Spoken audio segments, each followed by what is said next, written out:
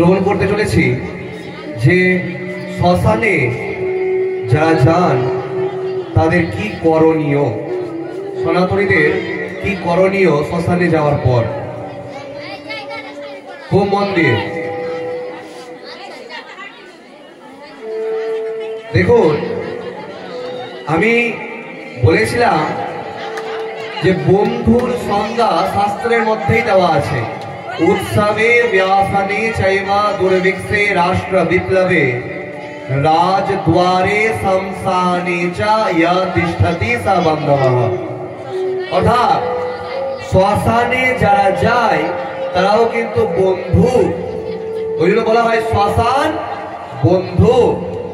আর শ্মশান বন্ধু হয়ে শ্মশানে যাচ্ছে, সেখানে যদি মদ না থাকলো সেখানে কিন্তু আমাদের হবে না।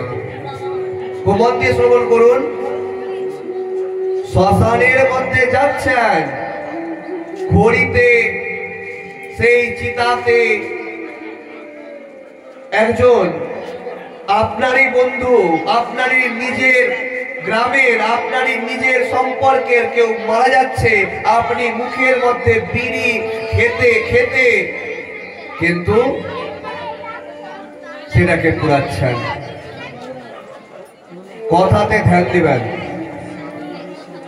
আপনি সেখানে আনন্দ করতে গিয়েছেন না দুঃখ শোকে গেছেন?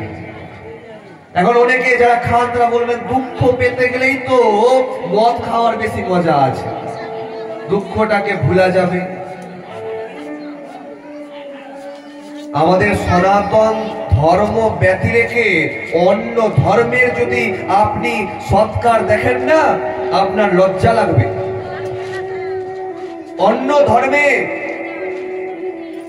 সব দেহকে সৎকার করার জন্য তারা যতটা হোক সব থেকে বেশি পবিত্রতা বা পবিত্র হয়ে থাকে। অন্য ধর্মে সব দেহকে সৎকার করার সময় তারা সব থেকে বেশি পবিত্র হয়ে থাকে। তারা কিন্তু সেখানে গিয়ে কখনো মদ, কখনো বিড়ি সিগারেট ইত্যাদি খায় না। কিন্তু আমাদের দুর্ভাগ্য যে আমরা কি করছি, শ্মশানে গিয়ে যার নিজের লোক মারা গেছে তার কাছ থেকে বলছি এক পেটি যদি মদ না হলো তবে কিন্তু যাব না। মানে আপনি কেন যাচ্ছেন সেখানে শ্মশান? মদ খাওয়ার জন্য। কথাতে ধ্যান দিবেন। আপনি শ্মশান গেলেন পুণ্য লাভ করার জন্য, কারণ শ্মশান আমাদেরকে শেখায় আমাদেরকেও আজ কিন্তু বেঁচে আছি, কালকে আমাদেরকেও এই স্থানে কিন্তু আসতে হবে। সেই স্থানে গিয়ে আপনি কি করছেন? মদ খাচ্ছেন, বিড়ি খাচ্ছেন, সিগারেট খাচ্ছেন, ইত্যাদি করছেন।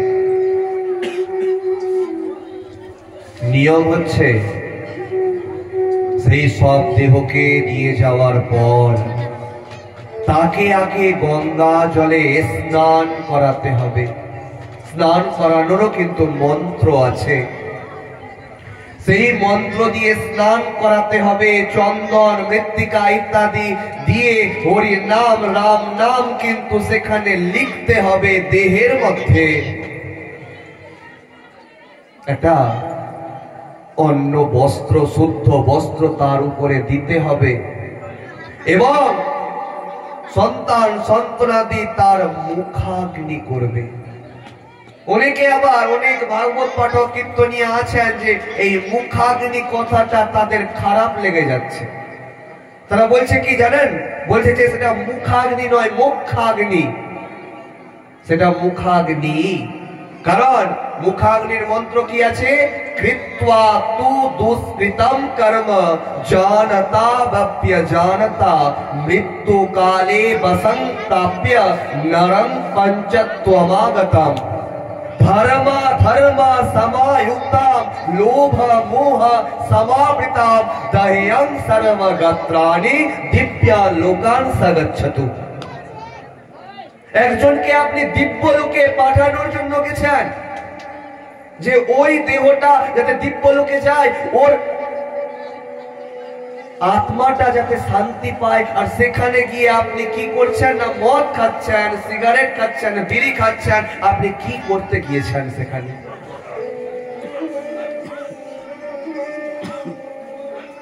অতএব আমি তো আপনাদেরকে আদেশ করতে পারি না, আপনাদেরকে অনুরোধ করতে পারি। আপনাকে বারণ করব না। আপনি মদ খাচ্ছেন তো খান, সাথে আপনার সন্তানকে পাশে বসিয়ে তাকেও খাওয়াবেন দয়া করে, কারণ পিতার গুণটা তো পুত্র পাবে। আপনার পত্নীকেও কিন্তু পাশে বসিয়ে খাওয়াবেন, ঝগড়া করতে সুবিধা হবে। আপনার কন্যাকেও কিন্তু খাওয়াবেন পাশে বসিয়ে। অন্য কোনো বন্ধুর দরকার নাই, বাড়িতে নিয়ে এসে খান মদ। কেন? মদ খাওয়া এত উপকার দেহের পক্ষে। আপনার সন্তান খাবে আপনার সাথে, আপনার পত্নী খাবে আপনার সাথে, আপনার কন্যা খাবে আপনার সাথে, কত ভালো লাগবে বলেন তো? এমন কিছু জীবনে কিনুন যাতে সবাই মিলে বসে ভাগ করে খেতে পারেন। বন্ধু বান্ধবের সঙ্গে আনন্দ করছেন, বাড়িতে আনন্দ করুন। কথাগুলো হয়তো অনেকের খারাপ লাগতে পারে, কিন্তু সত্যি কথা একটু গায়ে লাগেই। শাস্ত্রে আবার সত্যি কথাকে বলা বারণ করা হয়েছে, খুব মন দিয়ে শুনবেন। বেশি সত্যি কথা বলা আমার উচিত না। ওই জন্য বলা হচ্ছে সংস্কৃতে মা ভূয়া সত্য না প্রিয়ম, অর্থাৎ অপ্রিয় সত্যি কথা বলা উচিত নয়। কিন্তু আমি প্রথম দিনই বলেছি আমি পারি না, আমি বলে দিই। তারপরে যে যা ভাবলো ভাবলো, কারণ আমি জানি আমাকে সবাই ভালো বলবে না। কারণ একজন মানুষ সবার কাছে কখনো ভালো হতে পারবে না, আমি চেষ্টাও করি না সবার কাছে ভালো হওয়ার। যে আমাকে ভালোবাসে তাকেও হরে কৃষ্ণ, যে আমাকে ভালোবাসে না তাকেও হরে কৃষ্ণ। কথাতে প্রবেশ করছি, খুব মন দিয়ে শ্রবণ করবেন। যে এখনকার দিনে কোনো গুরু গৃহে যাওয়ার পরেও বা কোনো প্রাইভেট আপনার সন্তানকে দিবেন, 2 দিন পরে সেই প্রাইভেট মাস্টার আপনার সন্তানকে বলবে, আরে তোর বাবা কি করে রে? দেখবেন আপনি আপনার সন্তানকে পাঠিয়েছেন, 2টা দিন পড়ার পরই তার প্রাইভেট মাস্টার জিজ্ঞাসা করবে। কি জিজ্ঞাসা করবে? তোর বাবা কি করে? এই কথা জেনে কি প্রাইভেট মাস্টারের কোনো লাভ আছে? কোনো লাভ নাই। ধরে নেন অনেক বড় লোকেদের মাঝখানে একটা গরিব বাড়ির ছেলে বসে আছে, যার বাবা হয়তো কোনো কাজ কিন্তু ছোট নয়, ধরে নেন ভ্যান চালায়। এটা হয়তো বলতে সেই ছোট বাচ্চাটার ওই বড়লোক বাড়ির সেই সন্তানের কাছে খারাপ লাগছে, কিন্তু তবুও কিন্তু সেই প্রাইভেট মাস্টার জিজ্ঞাসা করবে যে তোর বাবা কি করে। কারণ মাসের পরে যাতে বেতনটা যাতে ঠিকঠাক পাবো কি পাবো না সেটা তো ভাবতে হবে। যে গরিব সে অন্তর থেকে অনেক বড় লোক হয়, তার বাড়িতে গিয়ে আপনি যে সম্মানটা পাবেন, কোনো ধনী ব্যক্তির বাড়িতে গিয়ে সেই সম্মানটা পাবেন না। যাওয়া মাত্র কোনো আসবাবপত্র দেখিয়ে বলবে, এই আসবাবপত্রটার দাম জানিস তুই? এটা 1 লাখ টাকা দিয়ে কিনেছি। কেন? তাকে অপমান করা হচ্ছে সেটা বলে তোর কিনার মতন সামর্থ্য নাই, তুই সেই বাড়িতে এসে উপস্থিত হয়েছিস। কিন্তু যে গরিব বাড়ি, সেই বাড়িতে যাওয়ার পরে যে আনন্দ তার মুখের মধ্যে, সেই গরিব ব্যক্তির মুখে, তার পত্নীর মুখে দেখতে পাবেন যে আমার বাড়িতে হয়তো স্বয়ং দেবতা চলে এসেছে। ওই জন্য বলা হচ্ছে বাসুধৈব কুটুম্বকম, আত্মীয়র সঙ্গে সবসময় বসুদেব তুল্য, অর্থাৎ বাসুদেব শ্রীকৃষ্ণ তুল্য কিন্তু আচরণ করা উচিত। কারণ আপনার বাড়িতে যদি অতিথি আসে সেটা ভগবানেরই রূপ। ওই জন্য ঘরের মধ্যে কোনো শত্রুকেও কখনো কিন্তু অপমান করতে নাই। নিজের বাড়িতে আসা আত্মীয়কে কখনো যতই আপনার সাথে শত্রুতা থাকুক, বাড়িতে নিজ বাড়িতে কখনো অসম্মান করতে নাই। এই ভুলটাই করেছিলেন দুর্যোধন। শ্রীকৃষ্ণ ভগবানের সাথে শ্রীকৃষ্ণ ভগবানকে অপমান করেছিলেন। সেই জন্য ফল কি হয়েছে আপনারা সবাই জানেন। যখন দূত হিসাবে শ্রীকৃষ্ণ ভগবান গিয়েছিলেন, দুর্যোধনের কাছে বলেছিলেন, তার পিতা ধৃতরাষ্ট্রের কাছে বলেছিলেন, 5টা ভাইকে 5টা না হয় অন্তপক্ষে গ্রাম দাও, অর্ধেক রাজ্য নাই দিলাম। দুর্যোধন চিৎকার করে বলে ওঠেন, এটা সূচের আঘাতে যতটুকু মাটি ওঠে অতটুকু মাটিও আমি যুদ্ধ ছাড়া দিব না। তাকে কারাগারের মধ্যে ঢোকানোর ব্যবস্থা করেছিলেন। এই অপমানের ফল তাকে ভোগ করতে হয়েছিল। ঠিক সেই রকম একটা যারা প্রাইভেট পড়ান তাদের উদ্দেশ্যে বলি যে কোনো সন্তান যখন আপনার কাছে পড়তে আসছে তখন কিন্তু সে আপনার শিষ্য, কারণ আপনি হচ্ছেন গুরুদেব। আপনার কাছ থেকে সে শিখবে। হতে পারে হয়তো তার বাবা গরিব আছে, 200 টাকার জায়গাতে হয়তো 150 টাকা দিবে, কিন্তু তাকে সমানই পড়ানো উচিত, সবার সমান। দেখবেন সে যতটা আপনার মর্যাদা করবে না, কোন ধনী ব্যক্তি সন্তান ততটা মর্যাদা আপনার করবেন না। তো সেই রকম এক গুরুদেবের কথাই আমি বলছি, যার নাম হচ্ছে সান্দিপুনি মুনি। তিনি শ্রীকৃষ্ণ ভগবান আর সুদামাকে কখনো দু চোখে দেখেননি। কে বড়লোক বাড়ির আর কে গরিব বাড়ির। কিন্তু আজ বড়লোক বাড়ির সন্তান পড়বে ইংলিশ মিডিয়ামে, আর গরিব বাড়ির সন্তান পড়ছে প্রাইমারি স্কুলে। আগে কিন্তু এত কিছু ছিল না, ধনী গরিব একই স্কুলে পড়াশোনা করত। এখন স্কুলও পর্যন্ত ভাগ হয়ে গেছে। কলি যত আস্তে আস্তে বাড়বে তত দিন আপনারা দেখতে পাবেন যেখানে ভগবানের সাথেও কিন্তু আমরা ছলনা করতে শুরু করব। সেই সান্দিপুনি মুনি সুদামা এবং শ্রীকৃষ্ণ ভগবানকে পুত্র স্নেহে তাদেরকে শিক্ষা অর্জন করাচ্ছিলেন। শ্রীকৃষ্ণ ভগবান যেখানে যেতেন সুদামা কিন্তু সঙ্গ করে যেতেন। সুদামার সাথে শ্রীকৃষ্ণ ভগবানের বন্ধু তুল্য আচরণ সবার নজর কাড়া ছিল। একদিন এই সুদামাকে শ্রীকৃষ্ণ ভগবান বলছেন, বন্ধু যাও না, আমি দেখে আসলাম ওই রান্নাঘরে গুরুমাতা নাড়ু তৈরি করেছে, একটু নাড়ুটা আমার জন্য এনে দাও না। সুদামা বলছেন, আমি তো কোনোদিনও চুরি করিনি, আমি কোনো মিথ্যা কথাও বলিনি, আমি কেমন করে আমি ওই চুরি করতে পারবো? কিন্তু বন্ধু তুমি যেহেতু আমাকে বলেছো আমি অবশ্যই কিন্তু যাব। তার কথা শুনে গেলেন সেই রান্নাঘরে নাড়ু নেওয়ার জন্য। যাওয়ার সময় সুদামা বলছেন শ্রীকৃষ্ণ ভগবানকে, তুমি এখানে পাহারা দাও, কেউ যদি আসে আমাকে সাথে সাথে বলবে যে কেউ এসেছে। তখনই সুদামা ঢুকেছেন প্রভুর নাম গ্রহণ করতে করতে, আর গিয়ে নাড়ু নিতে যাবেন অমন সময় শ্রীকৃষ্ণ ভগবান গুরুমাতা গুরুমাতা বলে চিৎকার করছেন। দেখেন দেখেন আপনার রান্নাঘরে কে চোর ঢুকেছে চুরি করতে। সুদামা কাঁদতে কাঁদতে এসে শ্রীকৃষ্ণ ভগবানকে এসে বলছেন,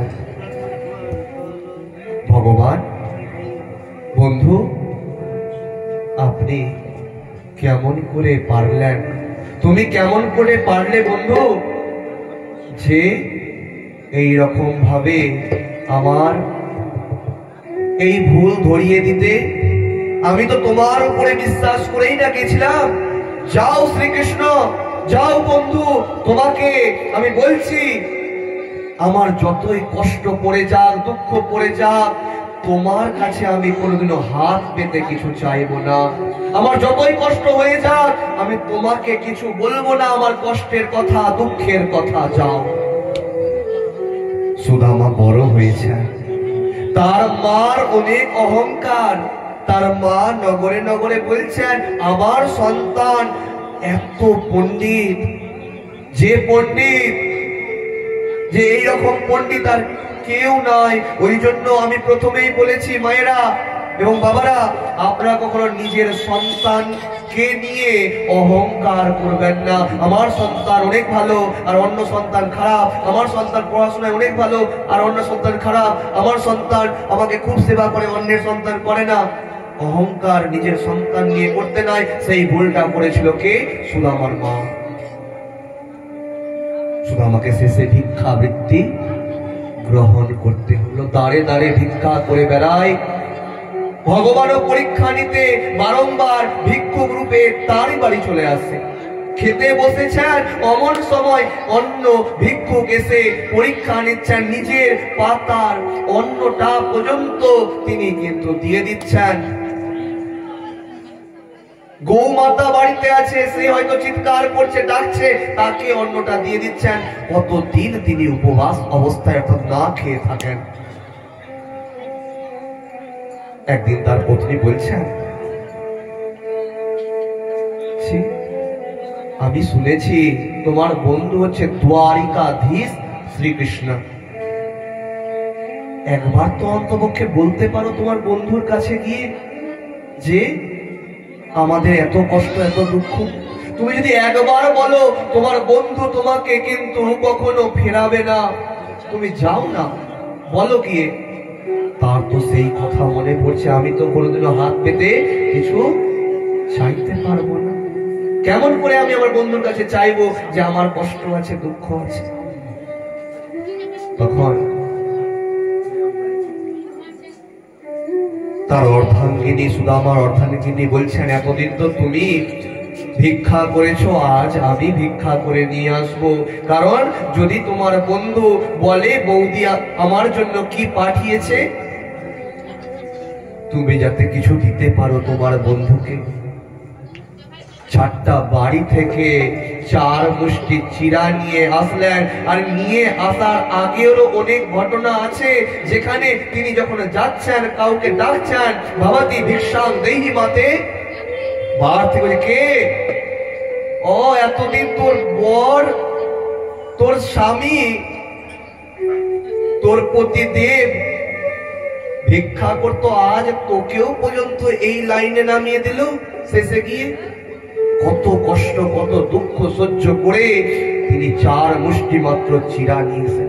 নিজের ছেঁড়া আঁচলকে ছিঁড়ে তিনি সেই চিরাটাকে সেই আঁচলের মধ্যে দিয়ে পুঁটুলি করেছেন। এর কারণ হচ্ছে সেই পুঁটুলি দেখে যাতে বুঝতে পারে শ্রীকৃষ্ণ ভগবান। কারণ তার পত্নীও জানতেন যে আমার স্বামী তার বন্ধুর কাছে গিয়ে কিছু চাইতে পারবেন না, যাতে সেই পুঁটুলি দেখে যাতে তার বন্ধু শ্রীকৃষ্ণ ভগবান যাতে তার অবস্থার কথা বুঝতে পেরে যায়। সারাটা রাস্তা একটা লাঠি নিয়ে খালি পায়ে কৃষ্ণ নাম জপ করতে করতে গিয়ে উপস্থিত হলেন সেই দ্বারিকার দরজার সামনে। দ্বারিকাধীশের সাথে তিনি দেখা করতে চান। এই কথা যখন দ্বার রক্ষীগণ শুনলেন, দ্বার রক্ষীগণ বলছেন, আচ্ছা তুমি বলো তো, কোন ভিক্ষুকের সাথে কোন রাজার বন্ধু হতে পারে? কারণ যে বড় লোক, যে ধনী, সে ধনী ব্যক্তির সাথে বন্ধুত্ব করে। কারণ ধনী ব্যক্তি কখনো গরিবের সাথে বন্ধুত্ব করে না। যে ধনী, সে গরিবের সাথে কখনো বসা উঠা করবে না। দেখতে পাবেন যে ধনী, সে ধনী ব্যক্তিকে খুঁজবে। তখন সেই দ্বার রক্ষীগণ না পেরে তাকে বলছেন, যে হতেই পারে না, যে আপনি গিয়ে বলুন না যে তার বন্ধু এসেছে। ভজন একটা শ্রবণ করে নেন আপনারা দুই বাহু তুলে। देखो देखो ये गरीबी का कृष्ण की दर पे विश्वास लेके आया हो। मेरे बचपन का यार मेरे शाम, यही सोच कर मैं आस लेकर के आया हूँ। सबाई अरे द्वारपालो कन्हैया से कह दो, अरे द्वारपालो कन्हैया से कह दो के दर पे सुदामा गरीब आ गया है, के दर पे सुदामा गरीब आ गया है।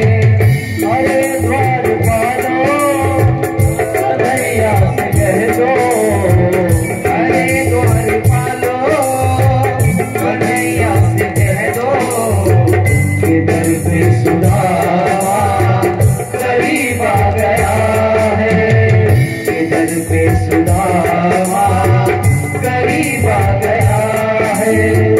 भटकते भटकते न जाने कहाँ से, भटकते भटकते न जाने कहाँ से तुम्हारी महल के करीब आ गया है, तुम्हारे महल के करीब आ गया है।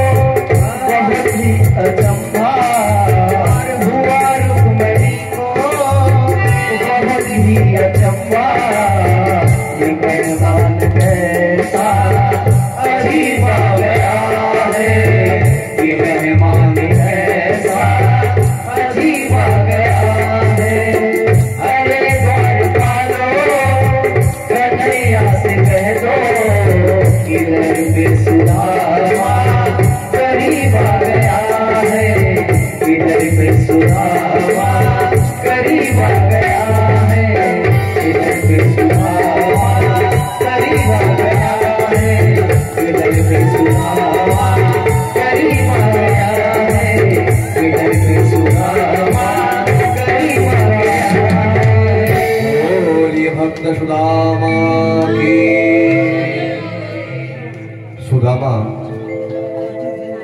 যখন বললেন যে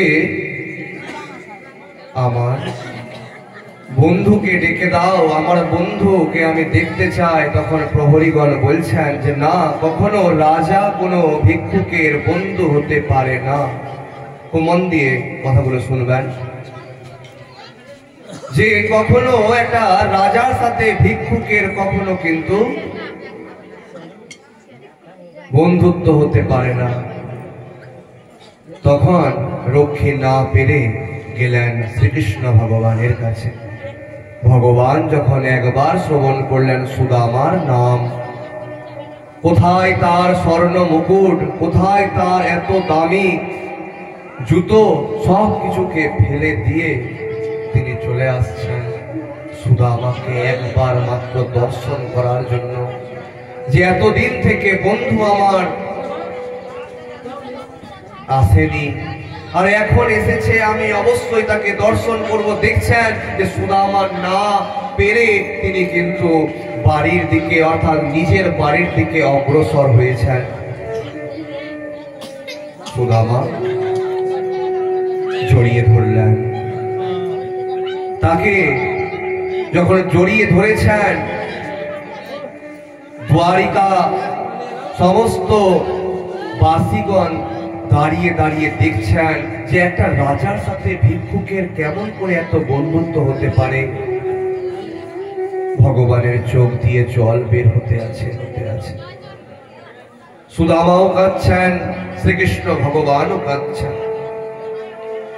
সুদামাকে নিয়ে আসছেন, এসে বসিয়েছেন নিজের সিংহাসনে, স্বর্ণ সিংহাসনে, স্বর্ণ পাত্রতে নিজের চোখের জল দিয়ে তার পাকে ধৌত করছেন, ধুচ্ছেন। তার পায়ের মধ্যে যেগুলি কাঁটা গেড়ে রক্ত বের হচ্ছিল, সেই সমস্ত কাঁটা গুলোকে দেখে শ্রীকৃষ্ণ ভগবানের কান্না আরো বেড়ে গেছে। ভগবান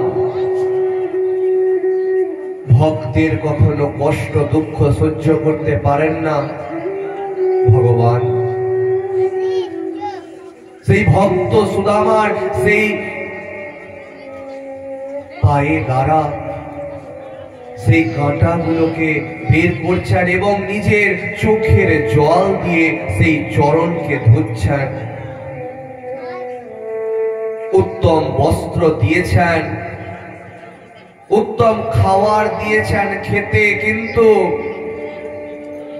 সুদামা খেতে পারছেন না। কেন? যে সুদামা যখনই খেতে যাচ্ছেন তখন তার পত্নী, তার পুত্র, তার কন্যা, সমস্ত সবার কথা, তার সন্তানের কথা মনে পড়ছে যে তারাও হয়তো না খেয়ে আছে, আমি কেমন করে খেতে পারবো এই এত সুন্দর সুন্দর খাবার। তিনি খেতে পারলেন না। উত্তম খাটে দিয়েছেন শয়ন করার জন্য, বালিশের তলাতে তিনি লুকিয়ে রেখেছেন তার পত্নীর দেওয়া সেই পুটুলিটা লুকিয়ে রেখেছেন। অমন সময় শ্রীকৃষ্ণ ভগবান সেখানে আসেন। মিত্র, বন্ধু, আমার বৌদি আমার জন্য কিছু পাঠায়নি। তিনি সেই বালিশের তলা থেকে পুটুলিটাকে নিজের হাতের মধ্যে নিয়ে পিছনে করেছেন, যাতে দেখতে দিবেন না শ্রীকৃষ্ণ ভগবানকে যে আমার জন্য তার বৌদি অর্থাৎ সুদামার পত্নী কিছু পাঠিয়েছে। তা বারংবার পিড়াপিড়ি করতে করতে, কারাকারি করতে করতে, কারণ ভগবান তো সবকিছুই জানেন। আপনারা ভগবানের কাছে এটা চাই, ওটা চাই ইত্যাদি বলেন, ভগবান কি আপনার কি চাই সেটা জানে না। ভগবানের কাছে শুধু চাই চাই করতে নেই, ভগবানও হাসে এবং ভাবে যে আমার ভক্ত সব শুধু আমার কাছে চাই চাই করতেই আসে। কেউ খুশি মনে আসে না যে ভগবান গোবিন্দ তুমি আমাকে যেমন অবস্থাতে রেখেছো, আমাকে ভালো রেখেছো। শেষে না পেরে সুদামার হাত থেকে সেই পুটুলিটাকে নেন। দেখছেন পুটুলির চিরাটা ভিজে আছে। কেন? সুদামার চোখের জলে সেটা ভিজে গেছে। সেই ভিজা চিরা একবার যখন গ্রহণ করলেন সুদামা, সুদামার সেই ভিজা চিরা দেওয়া যখন গ্রহণ করলেন শ্রীকৃষ্ণ ভগবান, তখন আহা কত সুন্দর অমৃত, এই অমৃত আমি কোনোদিনই গ্রহণ করিনি। ঠিক যেই রকম বিদুরের বউ বিদুরানী কলার ছোকা দিয়েছিলেন, সেটাই ভগবান আনন্দের সহিত গ্রহণ করেছিলেন, ঠিক সেই প্রকার যখন গ্রহণ করলেন, আহা কত সুন্দর। রুক্মিণী দেবী এসে বলছেন, আমাকে দাও, সবটা যে খেয়ে দিলে, আমাকে দাও।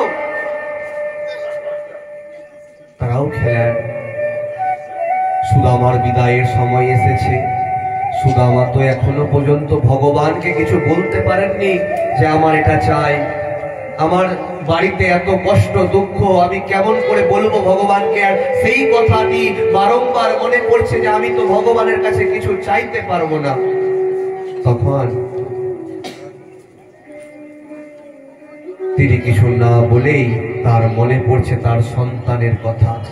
দেখবেন আপনার বাড়িতে যখন আপনাদের স্বামী আসে, আপনার সন্তানগণ কিন্তু দৌড়ে যায় বাবা বাবা বলে, জানে যে কিছু না কিছু আমার জন্য কিন্তু এনেছে।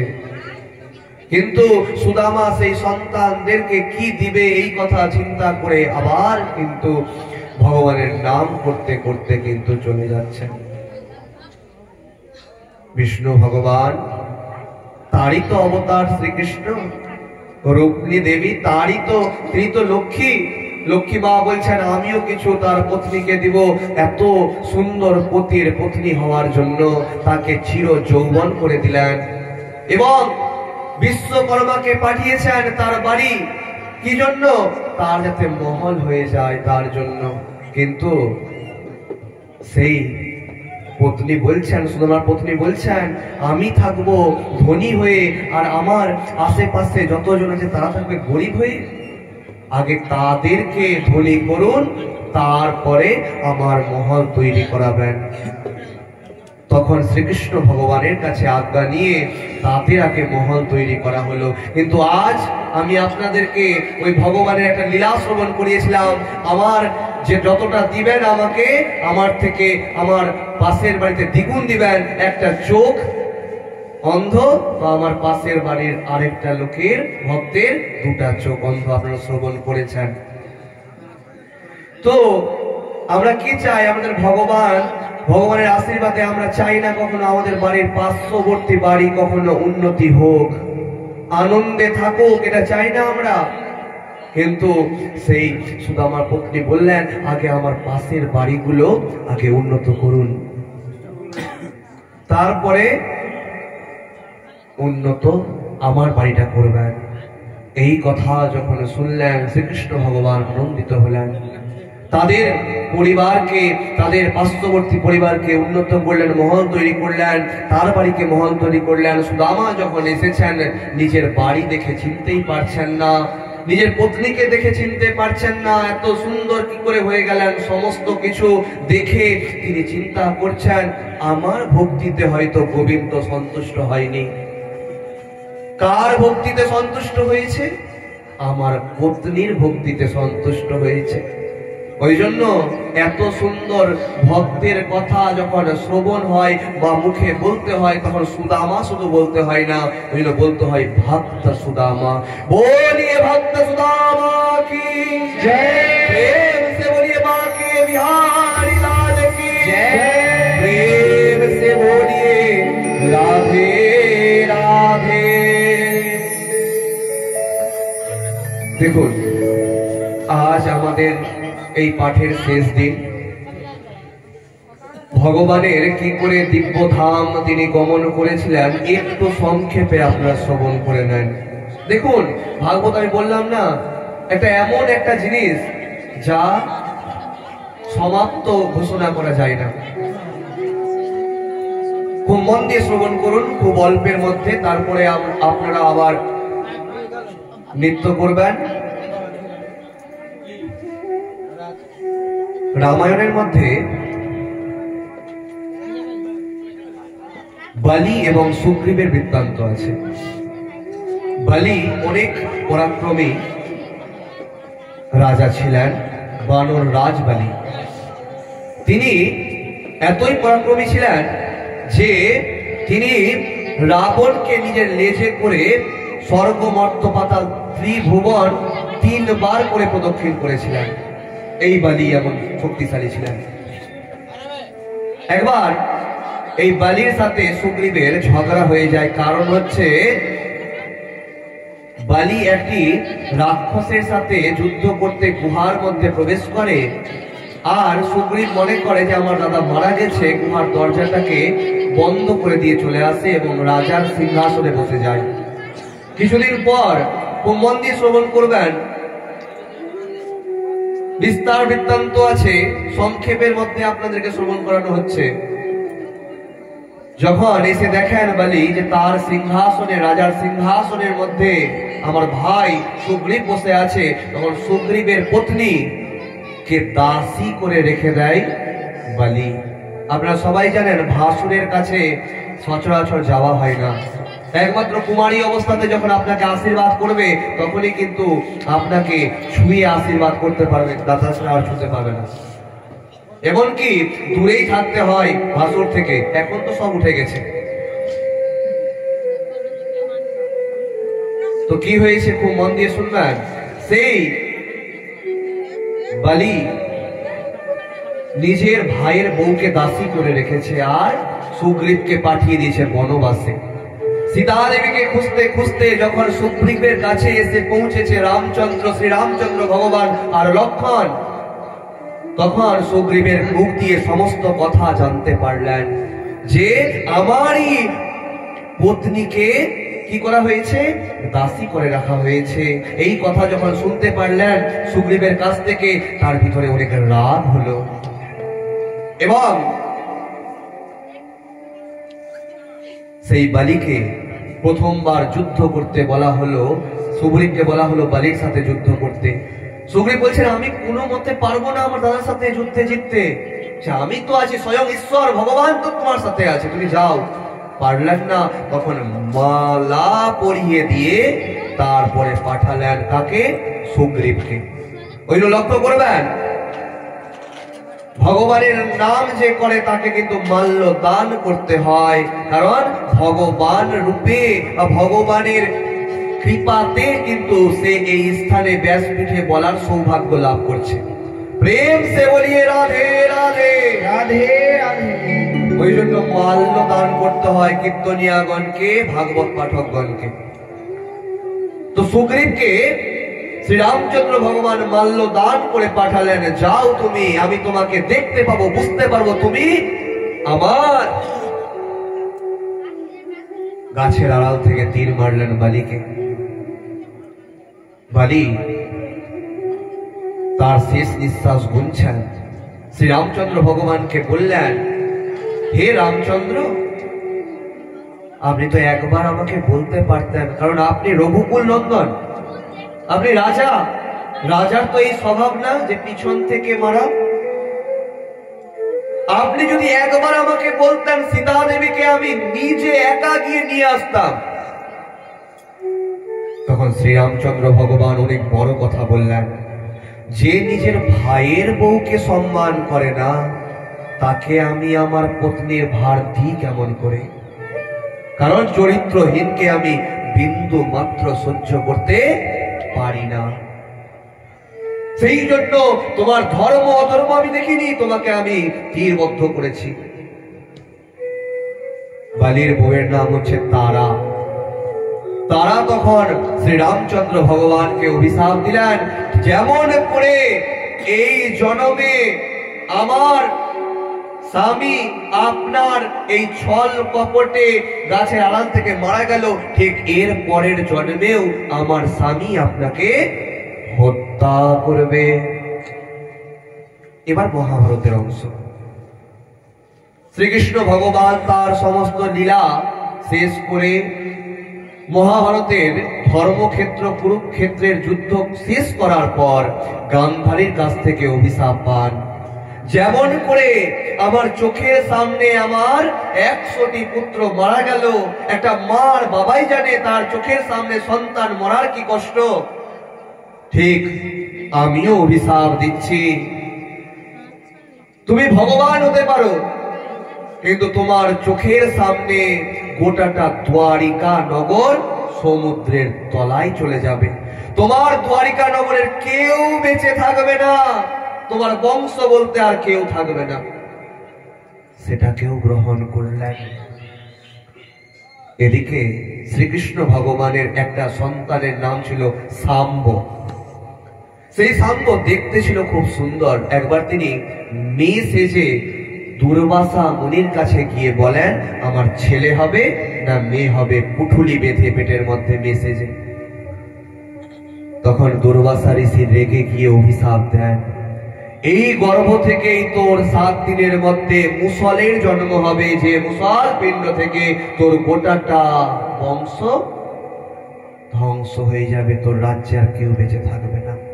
ঠিক 7 দিন পরে তার গর্ভ থেকে মুসল পিণ্ডের জন্ম হয়। বলরাম সেটাকে হাল নামক অস্ত্রের মাধ্যমে চূর্ণ বিচূর্ণ করে সেটাকে সমুদ্রের ধারে ছড়িয়ে দেন, এবং একটা মুসল পিণ্ড সেটা কিন্তু ভাঙা বা সেটা কিন্তু গুঁড়া করা যায় না, সেটাকে সমুদ্রের মধ্যে ফেলে দেন। সেটাকে গিলে খায় একটা মাছ। সেই মাছকে যখন জারা নামের এক শিকারী ব্যাগ যখন কাটে, দেখছে যে সেখান থেকে একটা ধারালো একটা অস্ত্রের মতন বের হয়েছে, সেটাকে তো তীরের আগার সেই ধারালো অংশ করে রাখতে পারা যাবে। তিনি তখন তীর করে রাখেন সেটাকে। এদিকে শ্রীকৃষ্ণ ভগবান দ্বারিকা নগরে ছিলেন না। অমন সময় তারা সবাই মদ্যপান করে সেই সমুদ্রের ধারে গিয়ে সেই মুসলের গুঁড়ো থেকে ধারালো অস্ত্রের মতন বাঁশের মতন অংশ বের হয়েছিল, সেটাকে ভেঙে তারা মারতে মারতে একে ওকে মেরে ফেলেন, এবং সমস্ত দ্বারিকা নগর সমুদ্রের তলায় চলে যায়। ভগবান শ্রীকৃষ্ণ বাঁশুরি বাজাচ্ছিলেন। অমন সময় জারা নামের ব্যাগ শিকার করতে এসেছেন, হরিণকে শিকার করতে। হরিণের মুখ মনে করে শ্রীকৃষ্ণ ভগবানের পায়ের মধ্যে বাণ মারেন। গিয়ে দেখেন, ভগবান আপনি, আমার ভুল হয়ে গেছে। ওরে যারা, তুই ছিলিস এর আগের জন্মে বালি রাজা, আর এই জন্মে তুই হয়েছিস যারা নামের এক ব্যাগ। তোর পত্নী তারা অভিশাপ দিয়েছিল রামচন্দ্র অবস্থায় আমাকে, যে এই জন্মে তোর স্বামী অর্থাৎ তুই আমাকে হত্যা করবি, তাই তুই আমাকে হত্যা করতে পেরেছিস না। তো এমন কোন অস্ত্র শস্ত্র আছে যে আমার দেহে লাগতে পারে? আমি তোর হাতে মরবো বলে, অর্থাৎ দেহ রাখবো বলে, আমার লীলাকে শেষ করব বলে আমি তোর কাছ থেকেই ওই তীরটাকে গ্রহণ করলাম। বলিয়ে শ্রীকৃষ্ণ ভগবান।